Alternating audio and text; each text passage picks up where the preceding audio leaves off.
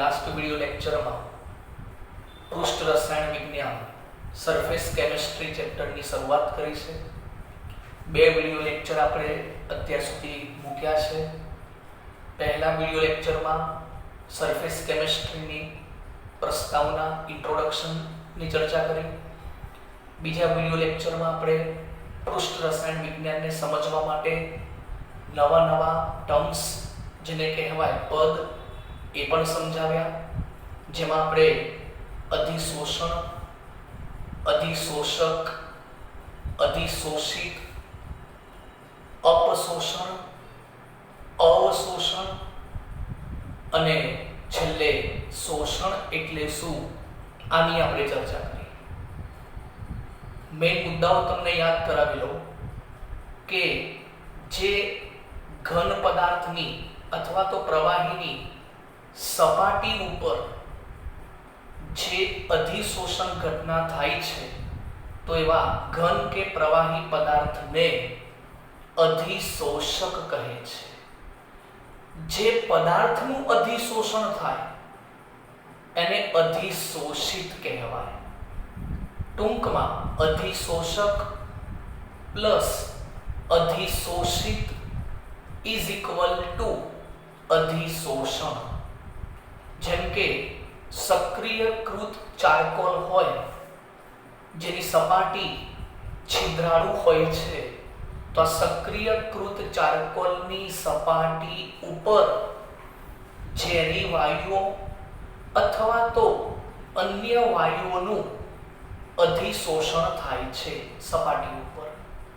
તો આ ઘટનામાં સક્રિયકૃત ચારકોલ એ અધિશોષક કહેવાય, ઝેરી વાયુ અથવા તો અન્ય વાયુઓ એ અધિશોષિત કહેવાય, અને આ સમગ્ર ઘટનાને જે સપાટી ઉપર થાય છે તેને અધિશોષણ કહેવાય।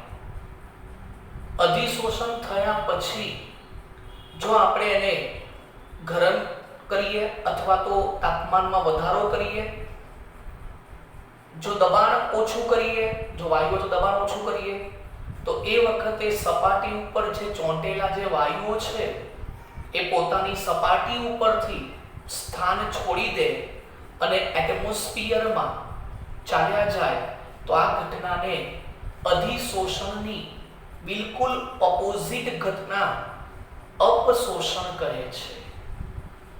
પરંતુ એક નામ હતું અવશોષણ। અવશોષણ એટલે શું? તો સપાટી ઉપર તો જે વાયુ આવે છે અથવા જે ઘટક આવે છે સપાટી ઉપર એ તો ખરો જ, પણ એ ઘટક હવે સપાટીના અંદર જઈને અંદરના જથ્થા સુધી પ્રસરી જાય, અંદરના જથ્થા સુધી પ્રસરણ પામે, અંદરના જથ્થા સુધી, તો આ ઘટના શું કહેવાય? અવશોષણ। મેં તમને વાત કરી હતી કે સ્પંજ હોય તો એમાં પાણી એ સ્પંજને પાણીમાં ડુબાડો તો પાણીના અણુઓ એ સ્પંજની સપાટી ઉપર તો હોય જ છે, પણ એમાંના પાણીના અણુઓ સપાટી પરથી અંદર સુધી આખા સ્પંજમાં જતા રહે છે, એટલે આખું સ્પંજ પલળી જાય છે। તો આ ઘટના શું કહેવાય? અવશોષણ। તો અધિશોષણ અને અવશોષણ આ બંને ઘટના એક સાથે થાય તો એને આપણે શું નામ આપ્યું હતું? શોષણ। તો આ 5-7 મિનિટનું મેં તમને રિવિઝન કરી આપ્યું। હવે આજે આપણે શીખીશું અધિશોષણની ક્રિયાવિધિ, મિકેનિઝમ ઓફ એબ્સોર્પ્શન, એટલે કે અધિશોષણ કેવી રીતે થાય એનો આપણે ડિટેલમાં અભ્યાસ કરીશું। તો હું તમને બહુ ઇન્ટરેસ્ટિંગ, બહુ શાંતિથી આ ટોપિકને સમજાવીશ। જો બેટા, આપણે અમુક બાબતો જાણીએ છીએ કેમિસ્ટ્રીમાં, જેમ કે કોઈ પણ પદાર્થ હોય એના પર જ્યારે પ્રક્રિયા થાય તો જો એની ઉર્જા વધુ હોય તો આપણે એક વાત સારી રીતે જાણીએ છીએ, એની સ્ટેબિલિટી ઓછી હોય છે। એનર્જી ઇન્ક્રીઝ તો સ્ટેબિલિટી ડિક્રીઝ, એટલે કે ઉર્જા વધારે હોય તો સ્થિરતા ઓછી। કારણ કે ઉર્જા વધારે હોય તો અણુઓ શું કરે? સ્થિર ના બેસી રહે, કંઈક ના કંઈક જોડે અથડામણ કરે, અને રાસાયણિક ગતિકી ચેપ્ટરમાં મેં શીખવાડ્યું હતું કે ભાઈ જેટલી અથડામણ વધારે ગતિથી થશે એટલું બંધ જલ્દી તૂટશે અને નિપજમાં પરિણમશે. તો એનર્જી જેટલી વધારે હશે એટલી સ્ટેબિલિટી ઓછી હશે. આનાથી ઊંધું બેટા, ઊર્જા ઓછી એનો મતલબ સ્ટેબિલિટી એની વધારે હશે. તો ઊર્જા ઓછી હશે તો સ્થિરતા વધુ હશે. જો આપણે એક ઉદાહરણ આપીએ, ધારો કે મારા જોડે કોઈ એક અધિશોષક છે. સપોઝ આ મેં ઘન અધિશોષક લીધો છે. આ એક પદાર્થ છે જે ઘન અધિશોષક છે. તમે જાણો છો આની અંદર બે જગ્યાએ અણુ આવેલા હોય. એક જથ્થામાં પણ અણુ હોય અને સરફેસ પર પણ શું હોય? અણુ હોય, પાર્ટિકલ્સ હોય. અહીં પણ અણુ હોય અને આ સપાટી ઉપર પણ શું હોય? અણુ હોય. આ જે અણુ છે એને કહેવાય બલ્ક, જથ્થામય કણ અથવા તો અણુ. અને આ જે છે પૃષ્ઠ એટલે કે સરફેસ પાર્ટિકલ્સ, પૃષ્ઠ કણ અથવા તો અણુ કહેવાય બેટા. હવે આપણે જાણીએ છીએ કે જથ્થામય જે અણુ હશે એની આજુબાજુ પણ બીજા અન્ય અણુઓ આવેલા હશે એની ફરતે. જેમ કે આની બાજુમાં જથ્થામાં આ રીતે એક પાર્ટિકલ્સ હશે, એક આ રીતે હશે, એક આ બાજુ હશે, એક આ બાજુ હશે. આ રીતે ચારે બાજુ એટલે કે ટોટલી એની ફરતે અણુની ગોઠવણી બલ્કની અંદર થયેલી હોય છે. એટલે કે એક પાર્ટિકલ્સની ફરતે અન્ય પાર્ટિકલ્સ એ જ ઘટકના આવેલા હોય છે, ગોઠવાયેલા હોય છે. એ રીતે બાજુમાં, આની બાજુમાં. તો ચારે બાજુ આ અણુ બીજા અન્ય અણુઓ વડે શું છે? ઘેરાયેલો છે. જેના કારણે આપણે એવું કહી શકાય કે અણુ વચ્ચે પણ એક પ્રકારનું શું લાગે છે? એટ્રેક્શન ફોર્સ, આકર્ષણ બળથી જોડાયેલા હોય. તો આ જે ઘટક આપણે વિચારીએ છીએ તો એની ફરતે આ બધા અણુઓ પર શું લાગતો છે? આકર્ષણ બળ. એટલે આ બાજુ આકર્ષિત થયેલો હોય, ખેંચાયેલો હોય. આ અણુ આ બાજુ આકર્ષણ કરે તો દરેક અણુ એ અણુને પોતાની તરફ શું કરશે? આકર્ષણ કરશે. તો આ રીતે આ અણુ જે છે એની ફરતે ચોક્કસ પ્રકારના બીજા અણુઓના આકર્ષણ બળથી ઘેરાયેલો છે. જેના કારણે આપણે એવું કહી શકાય કે આ અણુ જે જથ્થામાં જે અણુઓ છે એમાં એક પ્રકારનો જે ફોર્સ લાગે છે એક બેલેન્સ ફોર્સ છે. બેલેન્સ એટલે સંતુલિત બળ. કેમ બેટા બેલેન્સ કહું છું? કારણ કે આ બાજુ જેટલું લાગે એટલું આ બાજુ લાગે, જેટલું ઉપર લાગે એટલું નીચે લાગે, જેટલું આ સાઈડમાં લાગે એટલું આ સાઈડમાં લાગે, જેટલું આ બાજુ લાગે એટલું આ બાજુ લાગે. તો ચારે બાજુ ઓલ ડાયરેક્શન, દરેક બાજુ એક પ્રકારનું સંતુલિત બળ લાગે છે. તો આવા પ્રકારના બળને આપણે કહીશું બેલેન્સ ફોર્સ. તેઓ કહી શકાય કે જથ્થામય કલામાં અથવા જથ્થામય કણમાં જે બલ્કમાં પાર્ટિકલ્સ છે એમાં એક પાર્ટિકલ્સ બીજા પાર્ટિકલ્સ સાથે, બીજો પાર્ટિકલ્સ બાજુવાળા પાર્ટિકલ્સ, એમ જથ્થામાં રહેલા દરેક પાર્ટિકલ્સમાં કયું બળ લાગે છે? સંતુલિત બળ લાગે છે. જેના કારણે એ ચારે બાજુથી કમ્પ્લીટ સરખા આકર્ષણ બળથી ઘેરાયેલો છે. એટલે એવું કહી શકાય કે આનું પરિણામી બળ કેવું આવે છે? શૂન્ય. મતલબ એ આમ પણ ખેંચાતો નથી, આમ ખેંચાતો એની અસરને નાબૂદ કરે. આ ઉપર જવાનો પ્રયત્ન કરે, નીચે ખેંચવાનો પ્રયત્ન કરે. એટલે આ અણુ પોતાની જગ્યા છોડીને જઈ શકતો નથી. કેમ? જથ્થાના અણુઓ કેમ નથી જઈ શકતા? કારણ કે દરેક દિશામાં એક સરખો એટ્રેક્શન ફોર્સ લાગે છે. એટલે એકબીજાના બળનો શું કરે છે? વિરોધ કરે છે. માટે રિઝલ્ટિંગ ફોર્સ, પરિણામી બળ કેવું જોવા મળે છે બેટા? શૂન્ય જોવા મળે છે. હવે એક બીજી વાત પણ તમે આમાં સમજો કે આ જે ઘટના બની છે એ ઘટનામાં તમે જોઈ શકો છો આ અણુ ખસી શકતો નથી. એટલે આની સ્થિરતા કેવી હશે? વધુ. તો જથ્થામાં જે અણુ છે એની સ્ટેબિલિટી કેવી હશે? વધુ. અને સીધી વાત છે, સ્થિરતા વધુ હોય તો પછી એની ઊર્જા ખૂબ જ કેવી હશે? ઓછી.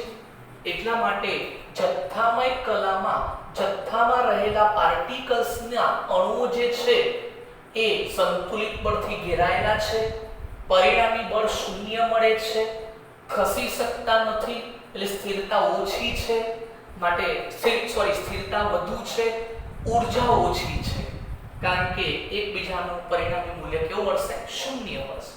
આ જથ્થાની વાત થઈ એટલે આમાં કોઈ પણ પ્રકારની ઘટના જોવા મળતી નથી જથ્થામાં. હવે વાત આવે છે પૃષ્ઠ ઉપર. એ જ ઘન અધિશોષક જે તમે લીધો તો એ જ. હવે એમાં જે સરફેસ દેખો, સપાટી દેખો, એમાં પણ અણુ છે. અત્યારે એક જ દોરે છે કે બધું ભેગું ના થઈ જાય એટલે. હવે તમે વિચારો કે આની અંદર પણ દેખો, આ બાજુ એક પાર્ટિકલ્સ હશે, એક પાર્ટિકલ્સ આ બાજુ હશે સપાટી. આ બંને એકબીજાના આકર્ષણ બળનો વિરોધ કરશે, બરાબર છે? એટલે આ બંનેનું પરિણામી બળ તો કેવું થઈ જશે? શૂન્ય. હવે બીજું એક આ બાજુ આવશે, પછી એક આ બાજુ આવશે, એક આ બાજુ આવશે, બરાબર? આ બધું ઘેરાયેલા હોય. નીચેની તરફ આ બાજુ સાઈડમાં આ બાજુ આકર્ષણ બળ લાગશે. પરંતુ તમે જુઓ ઉપર તો કોઈ અણુ જ નથી. આ સપાટીની ઉપર તો કોઈ આ ઘન પદાર્થનો પાર્ટિકલ્સ અહીં નથી. એટલે અહીં તમારે દેખો આ બંને પાર્ટિકલ્સ તો એકબીજાના આકર્ષણ બળનો વિરોધ કરશે, બરાબર છે? પણ આ દેખો નીચ સાઈડમાં, આ નીચેની તરફ, તો આ અણુ પર જે આટલું પ્રકારનું આકર્ષણ બળ લાગ્યું એ શું સંતુલિત છે બેટા? શું બેલેન્સ થાય છે? ના. ઉપર કોઈ ખેંચાતું બળ તો લાગતું જ નથી, ક્યાંથી બેલેન્સ થાય? એનો મતલબ એવો કહી શકાય કે સપાટી પર જે પાર્ટિકલ્સ છે એમાં સંતુલિત નહીં પરંતુ અસંતુલિત બળ લાગેલા હોય છે. ઇમ્બેલેન્સ ફોર્સ અથવા એને કહેવાય અવશેષી બળ, રેસિડ્યુઅલ ફોર્સ. રેસિડ્યુઅલ ફોર્સ અવશેષી કેમ કહું છું? કારણ કે નીચેની તરફ ખેંચાય છે. દેખો અવશેષ નીચે હોય, નીચેની તરફ ખેંચાતું બળ આ નીચેની તરફ ખેંચે છે એટલે એને કયું બળ કહેવાય? અવશેષી બળ કહેવાય. તો આવા અવશેષી બળો જે નીચેની તરફ ખેંચે છે, જેના કારણે આ સપાટી પરનો અણુ હવે વાતાવરણના કોઈના સંપર્કમાં આવશે તો એ પાર્ટિકલ્સના અવશેષી બળો શું કરશે? ખેંચી લેશે અને સપાટી પર ગોઠવાઈ જશે. આ સપાટી પર ગોઠવાય એટલે એને કહેવાય અધિશોષણ. તો ખબર અધિશોષણ કેમ થાય છે? આ રીતે થાય બેટા. બોલો, જથ્થામાં કયા પ્રકારનું બળ લાગે છે? સંતુલિત. જ્યારે પૃષ્ઠ ઉપર કયું બળ લાગે છે? અસંતુલિત. જેને કયું બળ કહેવાય? અવશેષી બળ. તો શું આ અણુ સ્ટેબલ રહેશે? શું આની સ્થિરતા વધારે રહેશે? નહીં હોય, કારણ કે અવશેષ અસંતુલિત છે ને, એટલે થોડા વાઇબ્રેટ થતા રહેશે અંદરો અંદર. તો એ વખતે એવું કહી શકાય કે આની સ્થિરતા કેવી હોય છે? ઓછી હોય છે. અને આપણે કીધું સ્થિરતા ઓછી હોય એનો મતલબ એની એનર્જી, ઊર્જા કેવી હશે? વધારે હશે. અને ઊર્જા કેવી હશે? વધારે હશે. સમજો વાતને. હવે જ્યારે આ અવશેષી બળ દ્વારા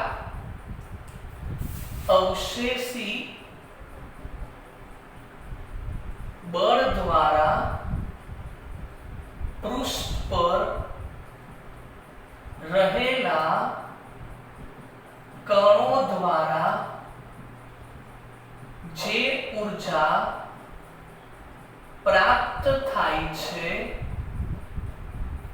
તેને પૃષ્ઠ ઊર્જા કહે છે. આ ઊર્જા એને કઈ ઊર્જા કહેવાય? સપાટી પર એક ઊર્જા ઉત્પન્ન થઈ, સ્થિરતા ઓછી એટલે એનર્જી વધારે, તો એને પૃષ્ઠ ઊર્જા કહેવાય. અને એ પૃષ્ઠ ઊર્જા અધિશોષણ માટે કેવી હોય છે બેટા? જવાબદાર હોય છે. જેના કારણે નીચેની તરફ ખેંચાતું બળ છે ને એ ઉપરના અણુને ખેંચશે અને સપાટી પર ગોઠવશે. હવે જુઓ, આવો કોઈ અધિશોષક તમે કોઈ હવા કે વાતાવરણના સંપર્કમાં મૂકી દીધો. સમજજો હો ભાઈ. જો તમે આ એર છે, એર એટલે ખબર પડે છે હવા. તો આ બધા વાતાવરણમાં હવાના અણુઓ છે. ઓકે, સમજો વાતને. હવે અત્યારે હાલ તો અસ્તવ્યસ્ત ગતિ કરે છે, છે આવી ગયો અસંતુલિત બળ વાળો જે નીચેની તરફ ખેંચાતું બળ લાગે છે. હવે એ વખતે આ હવાના પાર્ટિકલ્સ ફરતા ફરતા ફરતા આની સરફેસમાં આવવાના. એટલે આના તરફ કયું બળ લાગે છે? એક પ્રકારનું નીચેની તરફ ખેંચાતું બળ. એટલે આ જે અણુ છે એ શું કરશે બોલો તો? અહીંયા બાજુ એને ગોઠવવાનો પ્રયત્ન કરશે નીચેની તરફ. અને એ વખતે આ અણુ જે આવ્યો, આ જે ત્રણ અણુ દોર્યા ને એ કયા છે? હવાના. અને એ અણુ આ સપાટી પર આ રીતે શું થઈ ગયા બેટા? ગોઠવાઈ ગયા. અને આ સપાટી ઉપર જે ઘટના થઈ એને શું કહેવાય? અધિશોષણ. અને અધિશોષણ બોલો એ કઈ ઘટના કહેવાય? બલ્કમાં થાય છે, જથ્થાત્મક ઘટના છે કે પૃષ્ઠ ઘટના છે? તો કઈ ઘટના છે? પૃષ્ઠ ઘટના. આનું અહીં નથી આવતા કારણ કે અહીં તો સંતુલિત બળ છે, અહીં આવે છે સપાટી પર ખેંચાય છે. કોના વડે ખેંચાય છે? સપાટી પર રહેલા અણુ વડે. કેમ ખેંચાય છે? કારણ કે સપાટી પરના અણુમાં અસંતુલિત બળ લાગે છે, નીચેની તરફ ખેંચાતું અવશેષી બળ લાગે છે, જેના કારણે આ ત્રણ નહીં, આવા તો ઘણા બધા અણુ આ સપાટી પર આવશે. અને આ ઘટનાને શું કહેવાય? પૃષ્ઠ ઘટના, જેને અધિશોષણ કહે છે. હવે દેખો બેટા, વિચારો, જ્યારે આ કામ થયું સપાટી પર તો એ વખતે દેખો હવે આ બળ અસંતુલિત હતા, પણ જ્યારે આ બધા અણુ આવ્યા ત્યારે દેખો આનો વિરોધ આ કરશે, આનો વિરોધ આ કરશે, આ બંને એકબીજાનો વિરોધ કરશે. મતલબ વિરોધ મતલબ એકબીજાના આકર્ષણ બળને નાબૂદ કરશે. તો હવે અધિશોષણ થયા પછી જે અસંતુલિત બળ હતા એ પણ પાછા કેવા થઈ જાય? પછી સંતુલિત બળમાં ફેરવાઈ ગયા. અધિશોષણ ઘટના થયા પછી સેમ કન્ડિશન આના જેવી થઈ ગઈ. તો અધિશોષણ ઘટના થયા પછી આ અસંતુલિત બળ હતા એ શામાં ફેરવાઈ ગયા? સંતુલિત બળમાં ફેરવાઈ ગયા. એકબીજાને અસર નાબૂદ કરી દીધી કમ્પ્લીટ. તો આ ઘટના જ્યારે બની ત્યારે હવે આ પાર્ટિકલ્સ કેવો થઈ ગયો? સ્થિર થઈ ગયો. પહેલા સ્થિર હતો, હવે કમ્પ્લીટ ગોઠવાઈ ગયા આજુબાજુ ફરતે. એટલે આ કેવો થઈ ગયો? સ્થિર થઈ ગયો. એટલે સ્થિરતા વધી ગઈ. ત્યારે અધિશોષણ થયા પછી આ પૃષ્ઠવાળો જે પાર્ટિકલ્સ છે, સરફેસ વાળો પાર્ટિકલ્સ છે, એની સ્થિરતા વધી ગઈ. એટલે ઊર્જા ઓછી કેમ થઈ ગઈ? તો એ વખત જ્યારે આ અણુ અહીં ગોઠવાય છે ત્યારે સપાટી પરની જે પૃષ્ઠ ઊર્જા છે એ શું થાય છે? મુક્ત થાય છે. ઊર્જા છૂટી પડે છે. ઊર્જા છૂટી પડે છે. અને ઊર્જા છૂટી પડે એટલે ઊર્જામાં ઘટાડો થાય, જેથી સ્થિરતામાં શું થાય? વધારો થાય. શું થાય? વધારો થાય. તો એવું કહી શકાય કે પૃષ્ઠ ઉપર અધિશોષણ થયા પછી અધિશોષણ થાય ત્યારે ઊર્જા મુક્ત થાય છે, સ્થિરતા વધે છે. બેટા ઊર્જા મુક્ત થઈ માટે આ પ્રક્રિયા કયા પ્રકારની કહેવાય? ઉષ્માક્ષેપક એક્ઝોથર્મિક પ્રક્રિયા કહેવાય. અને જો ઉષ્માક્ષેપક પ્રક્રિયા થાય તો એનો એન્થાલ્પી ફેરફાર ડેલ્ટા H કેવો આવશે? નેગેટિવ. કારણ કે ઉષ્મા શું કરશે? ગુમાવશે. ઉષ્મા ગુમાવે છે. તો બોલો બેટા, અધિશોષણ પ્રક્રિયા ખાલી જગ્યા પ્રક્રિયા છે, ઉષ્મા શોષક કે ઉષ્માક્ષેપક? તો તમારે શું લખવાનું? ઉષ્માક્ષેપક. ડેલ્ટા H નું મૂલ્ય કેવું મળશે બેટા? નેગેટિવ. ઓકે, આખી વાત દિમાગમાં ઉતરી ગઈ. કમ્પ્લીટ મેથડ ખબર પડવી જોઈએ. તો પછી આના ઉપરથી આપણે એવું કહી શકાય કે અધિશોષણ થાય છે ત્યારે ડેલ્ટા H નું મૂલ્ય કેવું મળે છે? ઋણ મળે છે. આ બધા ઉષ્માગતિશાસ્ત્ર ચેપ્ટર છે, થર્મોડાયનેમિક્સ, એના બધા વિધેય છે. પછી દેખો એન્ટ્રોપી નો પણ ફેરફાર કહી દઉં. આ બધું MCQ માં આવે બેટા, ધ્યાન રાખવું. ચલો આ વાયુઓ જે હતા એ અસ્તવ્યસ્ત ગતિ કરતા હતા. અધિશોષણ નતું થયું એ પહેલા જેવું અધિશોષણ થયું તો એ વાયુઓ આ સપાટી પર વ્યવસ્થિત ગોઠવાઈ ગયા ને, તો બોલો અવ્યવસ્થામાં વધારો થાય તો એન્ટ્રોપી વધે. યાદ છે અવ્યવસ્થા એટલે એન્ટ્રોપી વધે. તો બોલો અહીં અણુઓ વ્યવસ્થિત ગોઠવાઈ ગયા ને, અણુઓ વ્યવસ્થિત ગોઠવાઈ ગયા એનો મતલબ એન્ટ્રોપી ઘટે. તો એન્ટ્રોપી પણ કેવી આવશે? નેગેટિવ, ઋણ આવશે. બીજું અહીં આપણે કામ કરીએ તો મુક્ત ઉર્જા પણ આવે ડેલ્ટા જી. શું આમાં તમારે આ પ્રક્રિયા તમે સમજો છો આપમેળે જ થાય છે ને? સો O2 વાળું આપણે કેવું પડ્યું કે ભાઈ O2 વાળું તું અહીં જા અને અહીં ચોટી જા? ના, એની જાતે ફરતો આવ્યો અને અહીં નીચેની તરફ ખેંચાતું બળ લાગતું હતું એટલે આવીને અહીં જમા થઈ ગયો. તો આ ઘટના કેવી થાય છે? સ્પોન્ટેનિયસ એટલે આપમેળે થાય છે. અને આપણે જાણીએ છીએ કે જો આપમેળે થાય તો મુક્ત ઉર્જા ડેલ્ટા જી, મુક્ત ઉર્જાનો ફેરફાર ડેલ્ટા જી કેવો મળે? ઋણ મળે. આપણે જાણીએ છીએ ને ડેલ્ટા જી નેગેટિવ હોય તો પ્રક્રિયા આપમેળે થાય. તો જો આ બધા થર્મોડાયનેમિક્સના કોન્સેપ્ટ છે.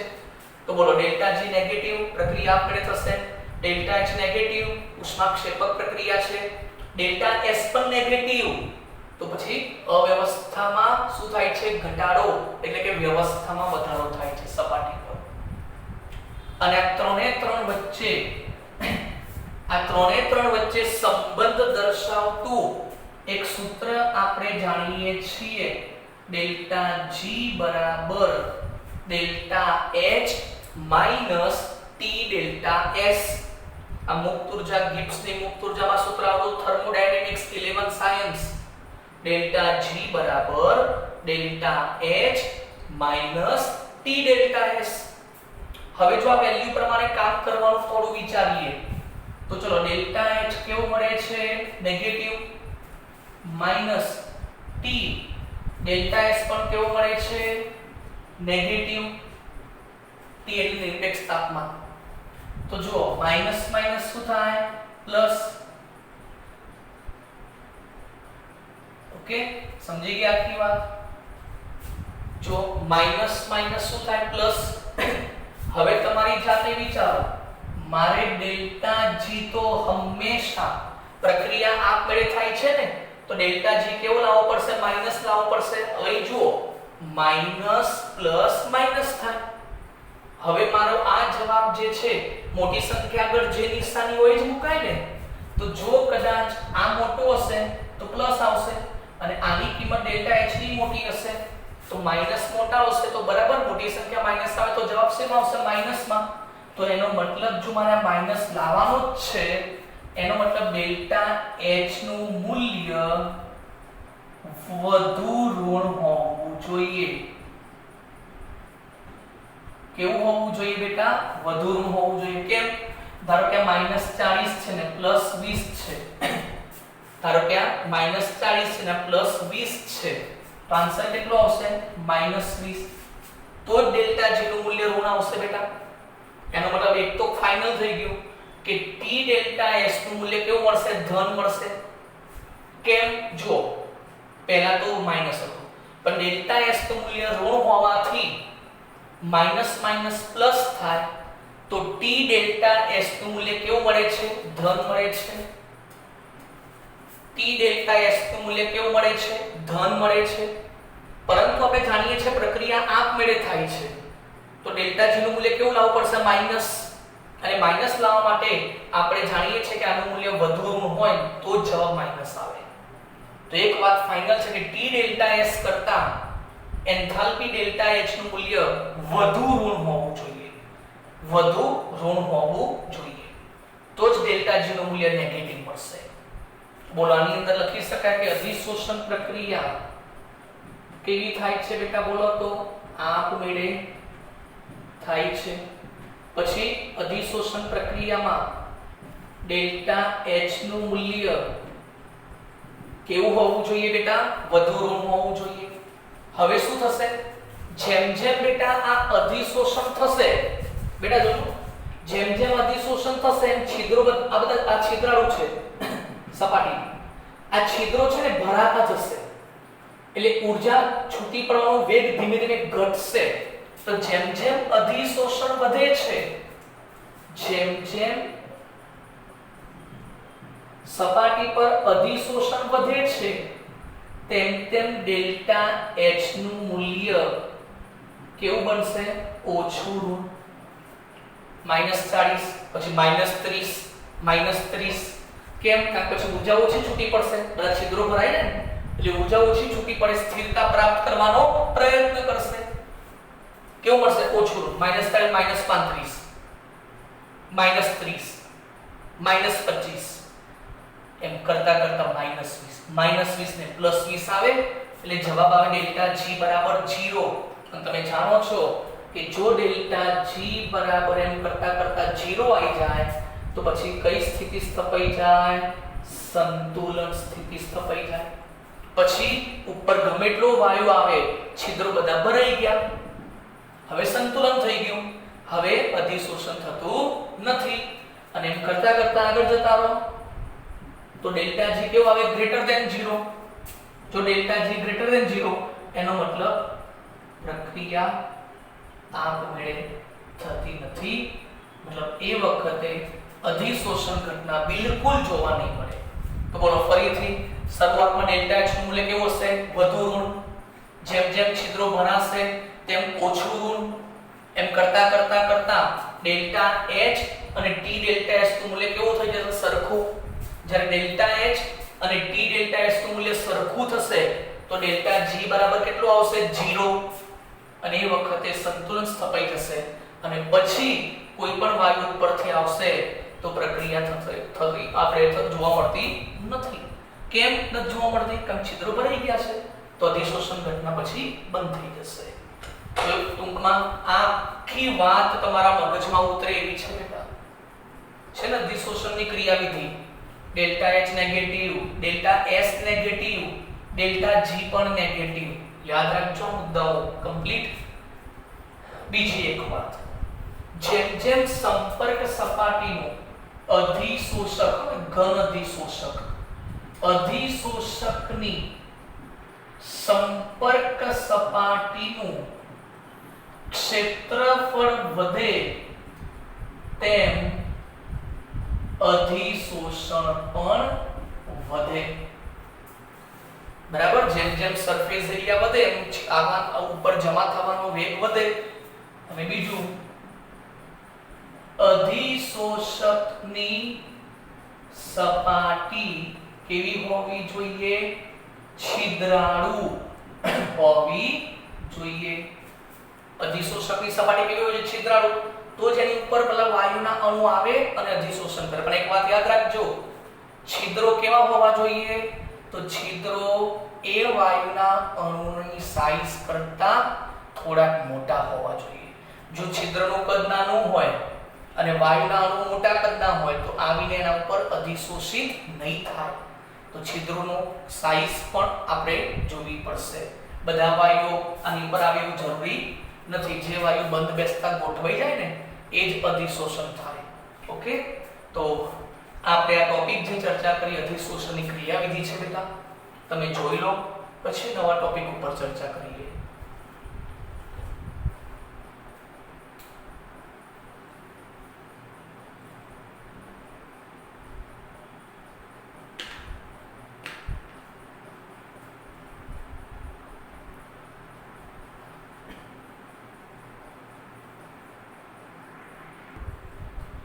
ચલો હવે આપણે નવા ટોપિક ઉપર ચર્ચા કરીએ. ટોપિકનું હેડિંગ છે અધિશોષણના પ્રકાર. બોર્ડની પરીક્ષા માટે આ પ્રશ્ન અગત્યનો છે, તો ધ્યાન રાખો. અધિશોષણના પ્રકારમાંથી ટૂંકા પ્રશ્નો મતલબ કે એમસીક્યુ પણ આવતા હોય છે, તો આપણે એની પર ચર્ચા કરીશું. જો બેટા, અધિશોષણના પ્રકાર કઈ રીતે નક્કી થાય? જ્યારે હું અધિશોષણ શબ્દ બોલું એટલે બે શબ્દો તમારા મગજમાં હોવા જોઈએ. એક અધિશોષક, નંબર 2 અધિશોષિત. અધિશોષક બોલું એટલે મગજમાં એન્ટ્રી પડે ચારકોલ, યાદ રાખવા માટે. અધિશોષિત બોલું તો વાયુ આવે એ અધિશોષિત કહેવાય. તો જ્યારે આ અધિશોષક જે છે, સપોઝ આ ચારકોલ છે હું વિચારી લો, અધિશોષકની સપાટી ઉપર આ રીતે કોઈ વાયુ આવે અને સપાટી પર શું કરે છે? અધિશોષણ કરે છે. તો અધિશોષક અને અધિશોષિત વચ્ચે કોઈ ચોક્કસ પ્રકારનું આકર્ષણ બળ લાગશે. હવે આ આકર્ષણ બળના આધારે અધિશોષણના બે પ્રકાર પડ્યા. જો જ્યારે કોઈ વાયુ કે કોઈ અણુ આવશે અને સપાટી પર વાન ડર વાલ્સ આકર્ષણ બળથી અધિશોષણ કરે. કયા? વાન ડર વાલ્સ બહુ જ વીક ફોર્સ છે. તો વાન ડર વાલ્સ આકર્ષણ બળથી જો આ સપાટી પર અધિશોષણ કરે તો આ કયું અધિશોષણ કહેવાય? ભૌતિક અધિશોષણ. જેમ કે પાણી, તો પાણીને ગરમ કરો તો વરાળ બને. તો બરફ છે તો બરફ જે છે, બરફ, આ બરફ આપણી હથેળી, તો આ સપાટી કહેવાય. તો બરફનો ટુકડો હાથ ઉપર મૂકું તો શું થશે? સપાટી પર આપણી હાથ ગરમ હશે, બરાબર છે. બરફના અણુમાં ભલે એચ બંધ રાખ્યો હોય, એચ બંધ પણ વાન ડર વાલ્સ બળનો પ્રકાર છે. ઓકે, તો જેવો બરફનો અણુ મૂક્યો તો બરફ શું થયો? પીગળી ગયો. તો એ વખતે હથેળી અને પાણીનો H2O, એચ બંધ, એ બંધ જે છે એમના વચ્ચે એક પ્રકારનું અધિશોષણ થયું, જેના કારણે ભૌતિક અવસ્થા બદલાઈ ગઈ, બરફમાંથી પાણી બની ગયું અને એ પાણી પછી સપાટી પર વળી પાછા નિર્બળ આકર્ષણ પરથી જોડાઈ ગયું. વળી પાછું આપણે કોઈ પાત્રમાં પાણી લઈએ, ગરમ કરીએ તો સપાટી પરથી પાણી જતું રહે, તો વાન ડર વાલ્સ આકર્ષણ બળ તૂટી ગયું. જ્યાં સુધી ગરમ ના કરીએ, જ્યાં સુધી તાપમાન બહુ ઊંચું ના આપીએ તો એ પાણી એમને એમ જ રહે. બહુ ઊંચું તાપમાન ના આપીએ તો ધીમે ધીમે થાય, પણ એ ઘટના કઈ કહેવાય? બાષ્પીભવન. તો મારો કહેવાનો મતલબ એક જ છે કે ઘન અધિશોષકની સપાટી ઉપર જ્યારે કોઈ વાયુ કે કોઈ પદાર્થ અધિશોષણ કરે છે અને જો એમના વચ્ચે અધિશોષક અને અધિશોષિત વચ્ચે જો વાન ડર વાલ્સ આકર્ષણ બળ લાગે છે તો એ ભૌતિક અધિશોષણ કહેવાય. અને જો રાસાયણિક આકર્ષણ બળ લાગે, રાસાયણિક એટલે કોઈ ચોક્કસ પ્રકારના બંધ બને, જેમ કે આયોનિક બંધ, જેમ કે સહસંયોજક બંધ, તો ચોક્કસ પ્રકારના ઇલેક્ટ્રોનની ભાગીદારી થાય, ઇલેક્ટ્રોનની આપ-લે થાય, તો આ પ્રકારનું જો જોવા મળે આકર્ષણ તો એ કયું કહેવાય? રાસાયણિક અધિશોષણ. તો ફરીથી અધિશોષક અને અધિશોષિત એમના વચ્ચે લાગતા આકર્ષણ બળને ધ્યાનમાં રાખીને બે પ્રકાર પડ્યા. એક ભૌતિક અધિશોષણ, એક રાસાયણિક અધિશોષણ. ભૌતિક અધિશોષણમાં કયા પ્રકારનું બળ લાગે છે? વાન ડર વાલ્સ આકર્ષણ બળ. અને રાસાયણિક અધિશોષણમાં કયા પ્રકારનું બળ લાગે છે? આયોનિક અથવા સહસંયોજક. એવું ના બોલવું હોય તો રાસાયણિક આકર્ષણ બળ બોલી શકાય. ઓકે, પણ જ્યારે બંને પ્રકારના આકર્ષણ બળનો સમન્વય જોવા મળે, સમાંતર હોય, બંને પ્રકારના આકર્ષણ બળ સમાંતર હોય, તો એ વખતે અધિશોષણ કયા પ્રકારનું છે તે નક્કી કરી શકાતું નથી. ફરીથી નિર્બળ વાન ડર વાલ્સ આકર્ષણ બળ હોય તો ભૌતિક, રાસાયણિક આકર્ષણ બળ હોય તો રાસાયણિક. પણ જો બંને પ્રકારના બળ સમાંતર જોવા મળે તો એ વખતે અધિશોષણનો પ્રકાર નક્કી કરવો મુશ્કેલ હોય છે. બીજી એક વાત સમજવા જેવી વાતો છે. આપણે જાણીએ છીએ સક્રિયકરણ ઊર્જા શું છે. સક્રિયકરણ ઊર્જા એટલે જેટલી સક્રિયકરણ ઊર્જા ઓછી એટલો પ્રક્રિયા વેગ વધારે. તમને ખબર હોય તો કેમિકલ કાઇનેટિક્સ મેં ચલાવ્યું હતું, રાસાયણિક ગતિક્રિયામાં ચલાવેલ પ્રક્રિયક હોય, બરાબર છે. આ નિપજ બને, આ એટલે પ્રક્રિયક, પી એટલે નિપજ. તો અહીંથી આ મધ્યવર્તી સંયોજન કોમ્પ્લેક્સ સક્રિયકૃત સંકીર્ણ કેમિકલ કાઇનેટિક્સમાં ચલાવ્યું બેટા. તો આટલી ઊર્જાને શું કહેવાય? સક્રિયકરણ ઊર્જા. તો પ્રક્રિયકથી મધ્યવર્તી સંયોજન બને એ ઊર્જાને શું કહેવાય? સક્રિયકરણ ઊર્જા. જેટલી સક્રિયકરણ ઊર્જા વધારે એટલી નિપજ બનતા વાર લાગશે, અને જેટલી સક્રિયકરણ ઊર્જા ઓછી એટલે નિપજ જલ્દી બની જશે. E' યાદ છે ને બધું? તો યાદ રાખજો બેટા કે જ્યારે પણ આપણે કામ કરવું છે તો જો ભૌતિક અધિશોષણ હશે એમાં તો કોઈ આંતરે ફટાફટ ઘનમાંથી પ્રવાહીમાંથી વાયુ બની જાય, તો એમાં સક્રિયકરણ ઊર્જા કેવી હશે? ઓછી હશે.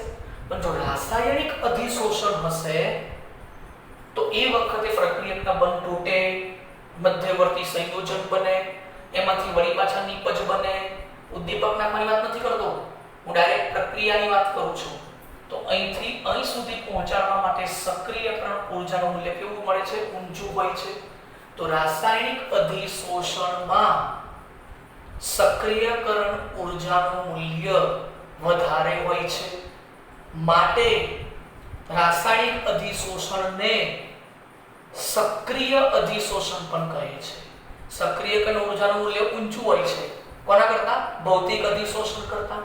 માટે રાસાયણિક અધિશોષણને સક્રિય અધિશોષણ પણ કહે છે. ઓકે, ભૌતિક અધિશોષણ નીચા તાપમાને પણ થઈ જાય. કેમ? ઘનમાંથી પ્રવાહી, બરફમાંથી પાણી બને તો બહુ તાપમાન ના આપવું પડે, તો એ ભૌતિક અધિશોષણ નીચા તાપમાને પણ થઈ જાય. જ્યારે રાસાયણિક અધિશોષણ ઊંચા તાપમાને પરિણમે છે. ઓકે, તો આ બધી જે વાતો છે એ તમારા મગજમાં ઉતારવી પડશે. ઓકે, તો આ બધું ઇમ્પોર્ટન્સ છે. હવે ટૂંકમાં અધિશોષણના બે પ્રકાર છે. કયા કયા? ભૌતિક અધિશોષણ અને રાસાયણિક અધિશોષણ. હવે આપણે છે ને એના ઉપર ચર્ચા કરીશું. એક વાત તમને આમાં ખાલી હું કહેવા માંગુ છું કે ઘણી વખતે એવું પણ બને છે કે નીચા તાપમાને ભૌતિક અધિશોષણ ને કીધું, ઊંચા તાપમાને રાસાયણિક અધિશોષણ કીધું, બરાબર છે? તો એક જ ઘટનામાં ભૌતિક અને રાસાયણિક બંને પણ જોવા મળે છે. મતલબ નીચા તાપમાને ભૌતિક અને એની અંદર જ જો તમે ઊંચું તાપમાન આપશો ને તો કયું થઈ જશે? રાસાયણિક. કઈ રીતે? જુઓ, ધારો કે મારા જોડે નિકલ ધાતુ છે, આ ઘન અધિશોષક છે. હવે એના ઉપર આપણે ધારો કે hydrogen વાયુનું H2 H2 H2 H2 વાતાવરણમાં બધા વાયુ હોય ને, તો માંથી H2 વાયુ આની સપાટી પર આવે છે અને શું કરે છે? અધિશોષણ કરે છે. તો નીચા તાપમાને. કયા તાપમાને? નીચા તાપમાને. તો નિકલ ધાતુ પર નીચા તાપમાને હાઇડ્રોજન વાયુનું શું થયું? અધિશોષણ. તો આ કયું કહેવાય? ભૌતિક. કયું કહેવાય? ભૌતિક. પણ જો આને હવે આ નિકલ ધાતુને જો આપણે ઊંચું તાપમાન આપીશું તો આ હાઇડ્રોજન અણુ છે એનું શું થશે? વિઘટન. બહુ ઊંચું તાપમાન આપશો તો હાઇડ્રોજનના H અને H વચ્ચેના બંધ તૂટી જશે અને કયા H અને H પરમાણુમાં છૂટા પડશે. તો હવે જે અધિશોષણ થવાનું એમાં સપાટી ઉપર શું થવાનું? H2 નહીં, બોલો શું થવાનું? H પરમાણુનું અહીં અધિશોષણ થવાનું ઊંચા તાપમાને. તો એ વખતે H2 નું શું થાય છે? વિઘટન થાય છે અને શું બને છે? H પરમાણુ બને છે. અને આ પ્રકારનું અધિશોષણ થાય એને શું કહેવાય? રાસાયણિક અધિશોષણ. અને આ કયું કહેવાય? ભૌતિક અધિશોષણ. ક્લિયર બેટા? તો નિકલ ધાતુની સપાટી ઉપર નીચા તાપમાને જો કામ કરીએ તો હાઇડ્રોજન વાયુ આવશે અને અધિશોષણ કરશે ડાયરેક્ટ, તો ભૌતિક. પણ જો તાપમાન ઊંચું આપશો તો એ હાઇડ્રોજન વાયુનું વિઘટન થશે અને બે H પરમાણુમાં છૂટા પડશે. એટલે અહીં H પરમાણુ તમને જોવા મળશે. એ કયું અધિશોષણ કહેવાય? રાસાયણિક. છે નાનકડો ફરક. તો આપણે હવે એની અંદર ભૌતિક અને રાસાયણિક અધિશોષણ જે છે એના તફાવતના મુદ્દાઓની ચર્ચા કરીએ. ઓકે, જોડો.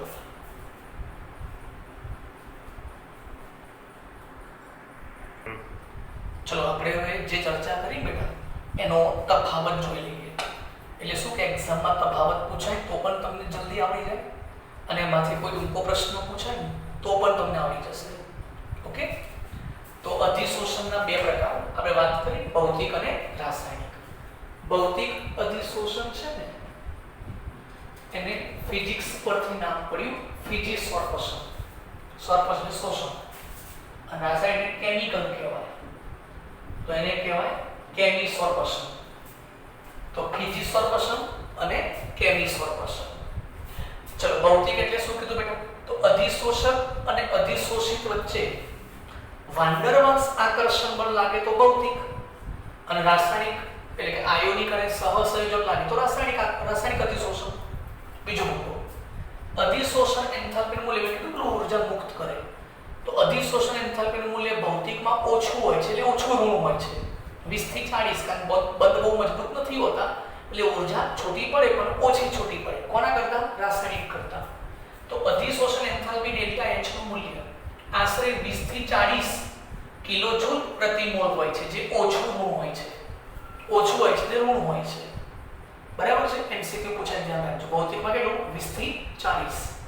રાસાયણિક અધિશોષણ જે છે એમાં અધિશોષણ એન્થાલ્પીનું મૂલ્ય 80 થી 240 કિલોજૂલ પ્રતિ મોલ હોય છે, જે વધુ અને ઋણ હોય છે, -80. બરાબર? ત્રીજો મુદ્દો, ભૌતિક અધિશોષણ. આ બધી વાતો મેં કરી છે બેટા, હવે હાલ જ વાત કરી. નીચા તાપમાને જોવા મળે છે. હા, તાપમાન વધારો તો અપશોષણ થાય, એટલે અધિશોષણ ઓછું થાય.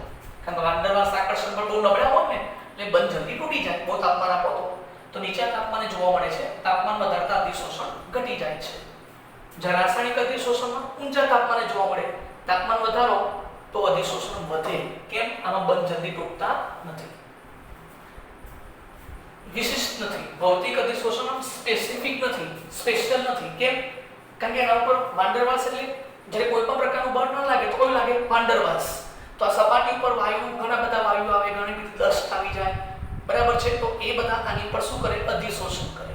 તો વધતા ઓછા પ્રમાણમાં ઘણા બધા વાયુઓ એક સાથે અધિશોષણ કરી શકે છે. ક્યારે? ભૌતિક અધિશોષણમાં. એટલે આ કોઈ વિશિષ્ટ ના કહેવાય, સ્પેશિયલ ના કહેવાય. તો તે વિશિષ્ટ નથી. વધતા ઓછા પ્રમાણમાં ઘણા બધા વાયુઓ અધિશોષિત થઈ શકે છે સપાટી ઉપર. જ્યારે વિશિષ્ટ છે, જે રાસાયણિક બંધ બને, જેમાં સહસંયોજક બંધ બને, જેના પ્રોપર બંધ બને, એ જ આની સપાટી પર અધિશોષણ કરે. બાકી બીજા આવે ને જતા રહે પણ અધિશોષણ ના કરે. કેમ? ચોક્કસ બંધ બને તો જ પ્રક્રિયા થાય. તો એ કયું કહેવાય? રાસાયણિક. એટલે કેવું કહેવાય? વિશિષ્ટ. જો રાસાયણિક બંધ બને તો જ અધિશોષણ થાય, બાકી ના થાય. ભૌતિક અધિશોષણ જે છે એ ત્વરિત છે, ઝડપથી થઈ જશે. જ્યારે ધીમું પણ હોઈ શકે, ઝડપી પણ હોઈ શકે. એનો આધાર કોના ઉપર છે? પ્રક્રિયાના વેગ ઉપર, પ્રક્રિયકની સપાટી પર રહેલા અણુઓ ઉપર, ઘન અવસ્થાના સપાટી અને વાયુની સ્પીડ ઉપર હોય છે. તો ધીમું કે ઝડપી હોઈ શકે, આ ત્વરિત હોય છે. બહુઆણવીય સ્તર રચાય છે. ભૌતિક અધિશોષણમાં બહુઆણવીય એટલે મેં કીધું સપાટી પર એક કરતાં વધારે વાયુ આવી શકે છે, એટલે એક કરતાં વધારે આણવીય સ્તર બની શકે છે. Multi molecular layer, multi molecular layer, બહુઆણવીય સ્તર. જેમાં સિંગલ એક આણવીય સ્તર, જે વાયુનું અધિશોષણ થાય એ જ આવે, બીજા ના આવે. તે પરિવર્તનીય છે, રિવર્સેબલ છે. બરાબર? કેમ? કારણ કે ધારો કે આપણે વિચારીએ કે ઘન અધિશોષક છે, એના પર વાયુ આવે છે, બરાબર છે? તો આપણે જાણી છે અધિશોષણ થયું તો આપણે ઉષ્મા શું કરે? ગુમાવે. બરાબર? આ પ્રક્રિયા નીચા તાપમાને થઈ. કયા તાપમાને? નીચા તાપમાને. હવે તમે એને તાપમાન ઊંચું આપશો તો લ સેટેલિયર સિદ્ધાંત અનુસાર પ્રક્રિયા ઉષ્માક્ષેપક હતી. ભાઈ કીધું ને અધિશોષણમાં ઉષ્મા ગુમાવે છે, તો લ સેટેલિયર સિદ્ધાંત અનુસાર પ્રક્રિયા ઉષ્માક્ષેપક હતી. હવે તમે તાપમાન આપશો તે એ ગરમી ક્યાં જવાની? નિપજમાં જવાની. તો આપણે જાણીએ છીએ લ સેટેલિયર સિદ્ધાંત અનુસાર નિપજમાં ગરમી વધી ગઈ તો પ્રક્રિયા કઈ દિશામાં આવશે? બોલો તો પ્રતિગામી દિશામાં આવશે. તો શું થશે? નિપજમાંથી પાછા પ્રક્રિયક બનશે. એટલે જે વાયુનું અધિશોષણ થયું હતું એ વળી પાછા છૂટા પડી જશે. તો પ્રક્રિયા કઈ કહેવાય? રિવર્સેબલ. બરાબર? પ્રતિવર્તી છે. જ્યારે આમાં તો એવું હોતું નથી, અપ્રતિવર્તી અથવા અપરિવર્તનીય. બન્યા પર જલ્દી તૂટતા નથી. આમાં ઓછી સક્રિયકરણ ઊર્જાની જરૂર પડે. મેં આલેખ તો એનો બતાવ્યું બેટા. જ્યારે આમાં વધારે સક્રિયકરણ ઊર્જાની જરૂર પડે રાસાયણિક. ભૌતિક અધિશોષણ વાયુના સ્વભાવ પર આધાર રાખે છે. એટલે કે જે વાયુનું સહેલાઈથી પ્રવાહીકરણ થાય એ વાયુ જલ્દી અધિશોષિત થાય. આપણે યાદ છે 11 સાયન્સમાં વાયુનું પ્રવાહીકરણનો ટોપિક શીખવાડ્યો હતો. કાર્બન ડાયોક્સાઇડનું થોમસ એન્ડ્રુઝે નામના વૈજ્ઞાનિકે કાર્બન ડાયોક્સાઇડ વાયુનું પ્રવાહીકરણ કર્યું હતું. યાદ કરો 30.98 ડિગ્રી સેલ્સિયસ આ તાપમાને વાયુનું પ્રવાહીકરણ થવાની શરૂઆત થઈ હતી, જેને ક્રાંતિક તાપમાન કહેવાય. જે તાપમાને વાયુનું પ્રવાહીકરણ થવાની શરૂઆત થાય તે તાપમાનને તે વાયુનું ક્રાંતિક તાપમાન કહે છે. અને એનાથી નીચા તાપમાને તો પછી પ્રવાહીકરણ થવાનું જ છે. તો જેમ જેમ તાપમાન ઘટાડો વાયુ ઠંડો પડશે એટલે વાયુનો નજીક આવશે ને પછી વાયુનું શું થશે? પ્રવાહીકરણ. તો બોલો ઊંચું તાપમાન, ક્રાંતિક તાપમાન ખબર પડી ગઈ ને? પ્રવાહીકરણ થાય જે તાપમાને વાયુનું પ્રવાહી બને ને એને ક્રાંતિક તાપમાન કહેવાય.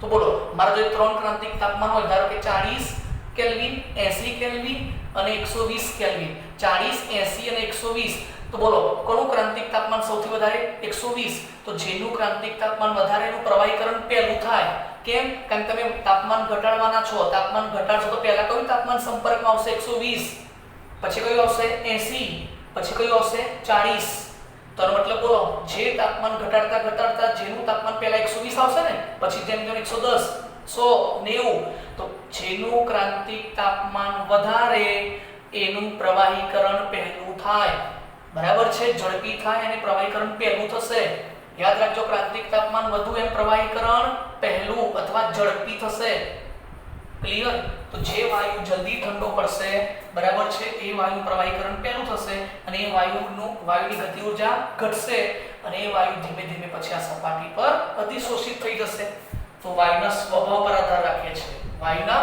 સ્વભાવ પર આધાર રાખે છે જેમ કે આપણે વાત કરીએ મારા જોડે ત્રણ વાયુઓ છે SO2 મિથેન અને હાઇડ્રોજન તો આ ત્રણે ત્રણ વાયુને આપણે 1 ગ્રામ ચારકોલ લઈએ ચારકોલ એટલે કોલસો સરખો જ લઈએ દરેકમાં તો આ બધા વાયુઓ જો એક સાથે ચારકોલ પર જવા દઈશ તો પણ યાદ રાખજો જેનો ક્રાંતિક તાપમાન વધારે હશે ને એનું પ્રવાહીકરણ પહેલું થશે તો 1 ગ્રામ ચારકોલ ઉપર ત્રણે ત્રણનો પ્રવાહીકરણનો વેગ સરખો અધિશોષણનો વેગ સરખો નહીં હોય તો યાદ રાખજો બેટા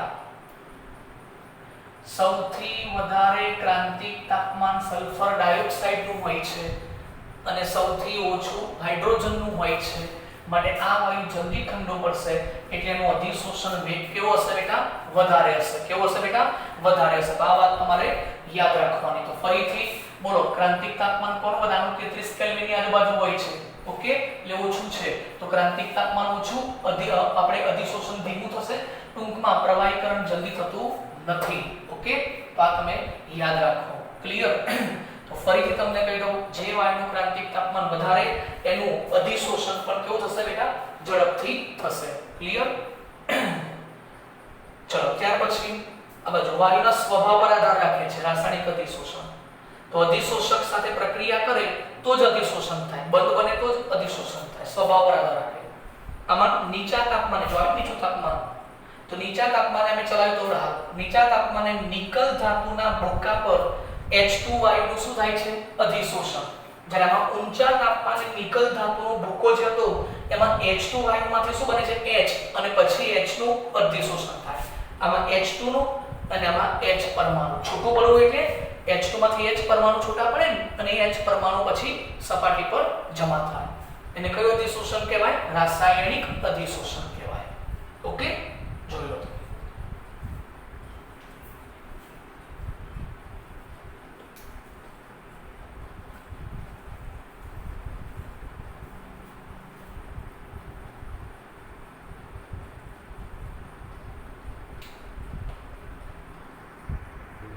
ચલો ખ્યાલ આવી ગયો તો ક્રાંતિક તાપમાન ફરીથી યાદ રાખજો એને TC કહેવાય ક્રિટિકલ ટેમ્પરેચર જે વાયુનું ક્રાંતિક તાપમાન વધારે હશે તેનું પ્રવાહીકરણ પહેલું થશે અને વાયુના સ્વભાવ પર આધાર રાખશે ભૌતિક અધિશોષણમાં યાદ રાખજો જેમ કે SO2 નું ક્રાંતિક તાપમાન છે 630 કેલ્વિન મિથેનનું 190 અને હાઇડ્રોજનનું આપણે કીધું એ પ્રમાણે 33 તો આમાં ક્રાંતિક તાપમાન વધારે છે તો આનું પ્રવાહીકરણ પહેલા થશે બરાબર છે પછી એના કરતા આનું વધારે થશે હાઇડ્રોજનનું પ્રવાહીકરણ થશે પણ ધીમું થશે એક પ્રયોગ પરથી એવું નક્કી થયું કે 1 ગ્રામ ચારકોલની સપાટી ઉપર હાઇડ્રોજન અને મિથેનની સરખામણીમાં હાઇડ્રોજન કરતા મિથેનમાં 4.5 ml અધિશોષણનો દર વધારે હોય છે એટલે યાદ રાખજો હાઇડ્રોજન કરતા મિથેનનું અધિશોષણ કેટલું વધારે થાય છે